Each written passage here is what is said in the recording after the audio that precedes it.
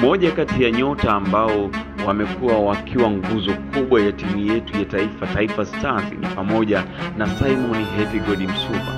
Kipaji hiki kutoka Dar es Salaam ambacho kimepita katika klabu ya Young Africa Wydad Casablanca. Kabla ya Wydad alipita Difaa El Jadid ya pale Morocco, kisha Wydad Casablanca, baada ya kutimkia Uarabuni, kisha karejea katika klabu ya JC Kabylie ya pale nchini Algeria, na sasa yuko Iraki. Simon Hepigodi Msuva anaelezea kwa undani ni kitu gani hasa ama ni changamoto gani amekuwa akikabiliana nazo katika maisha yake katika soka la Iraki. Lakini kabla ya hilo ni kukumbushe tu, Simon Hepigodi Msuva ndiye mfungaji namba 2 wa muda wote wa timu ya taifa Tanzania Taifa Stars akiwa na magoli 24, huku akiwa amepitwa kwa goli moja tu na mshambuliaji wa zamani wa Taifa Stars Mrisho Halfani Ngasa mwenye magoli 25. Simon Hepigodi Msuva magoli yake mawili ya mechi 2 za mwisho za kufuzu AFCON 2025 kule Morocco ndio ambayo pengine anakumbukwa, hasa goli lake ambalo alifunga pekee dhidi ya Guinea katika mchezo wa mwisho wa kundi na kuhakikishia Taifa Stars tiketi ya kuingia katika michuano ya AFCON 2025 kule Morocco. Simon Hepigodi Msuva anatiririka kwa sasa, yuko katika ligi kuu ya pale nchini Iraq. Ligi kuu ya Iraki inayojulikana kama Iraki Premier League ni moja ya ligi ambazo zimejipatia sifa kwa kuwa na ushindani wa hali ya juu barani Asia.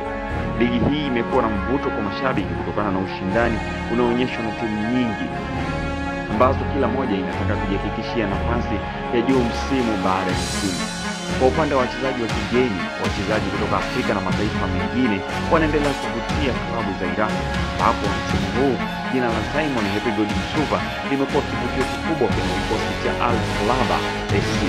Uhamisho wa Msuva kwenda Iraki uliwa kama hatua mpya kwenye safari yake ya soka kwa klabu ya Al Talaba FC, inaonekana kama nafasi ya kuboresha kikosi chao na kuongeza nguvu kwenye safari yao ya ushambuliaji.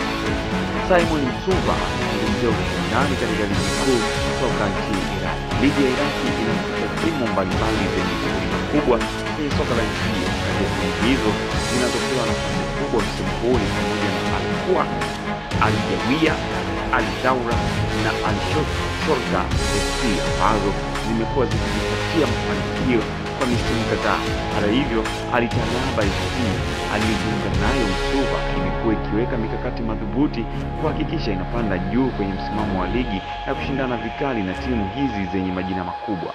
Ujio wa Simon Msuva ndani ya kikosi cha Al Talaba FC umeongeza ushindani wa hali ya juu, kwani ni mchezaji ambaye anategemewa kutokana na uwezo wake mkubwa wa kufunga mabao na kutoa pasi za mwisho kwa wachezaji wenzake, huku akiwa na uzoefu wa kucheza ligi ngumu katika mataifa kama vile Saudi Arabia kwa Asia na Morocco, Algeria kwa Afrika. Simon Msuva anaonekana kuwa mchezaji ambaye anaweza kubadilisha mwenendo wa timu hiyo na kuipa mafanikio yanayohitajika. Msikie Simon Hepigodi Msuva akielezea kwa undani juu ya ligi hiyo. Anasema, kucheza ligi ya Iraki ni changamoto mpya kwangu, lakini ni changamoto ambayo nilikuwa naihitaji katika safari yangu ya soka. Nimefurahishwa na mapokezi niliyoyapata hapa. Wachezaji wenzangu na mashabiki wamekuwa wakinipa sapoti kubwa. Ligi ni ngumu na ina ushindani mkubwa, lakini ninaamini tunaweza kufanikisha malengo yetu kama timu. Akiwa na matarajio makubwa ya kuisaidia timu yake kufikia nafasi nzuri msimu huu, Msuva ameonekana kuwa na matumaini makubwa kwa uwezo wa kikosi cha Al Talaba FC, huku akisisitiza kwamba ni lazima wajitahidi kushindana na timu zinazopigania nafasi za juu. Msuva ameelezea malengo yake binafsi akisema, nataka kufanya makubwa zaidi msimu huu, sio tu kwa kufunga mabao bali pia kuisaidia timu kufikia malengo ya kushinda mataji. Nimejifunza mengi katika safari yangu ya soka na nitaendelea kujituma kwa ajili ya timu yangu. Kocha wa timu hiyo ya Al Talaba amefunguka kiundani akizungumzia uwezo wa Msuva. Kocha wa Al Talaba Basim Kasim anasema, Tulimchukua Simon kwa sababu ya uwezo wake wa kuleta mabadiliko ndani ya timu. Tulihitaji mchezaji mwenye kasi na uzoefu, na hadi sasa ameonyesha kuwa anastahili kuwa sehemu ya kikosi chetu. Anafanya kazi kwa bidii mazoezini na ana mtazamo chanya ambao unawatia hamasa wachezaji wenzake. Ligi ya Iraki inajulikana kuwa ni ngumu kutokana na staili ya uchezaji wa timu nyingi ambazo zinajali zaidi uwezo wa kujihami na mbinu za kushambulia kwa kasi. Timu kama Al-Jawia ambayo ni mabingwa watetezi wanajivunia wachezaji wenye uwezo mkubwa na uzoefu wa kimataifa, hivyo kuifanya ligi hiyo kuwa ngumu zaidi kwa timu kama Al-Talaba SC ambazo zinalenga kufikia mafanikio mapya. Katika mechi mbili za awali za ligi, Msuva ameanza kuonyesha makali yake huko akisaidia timu hiyo kuvuna pointi 4.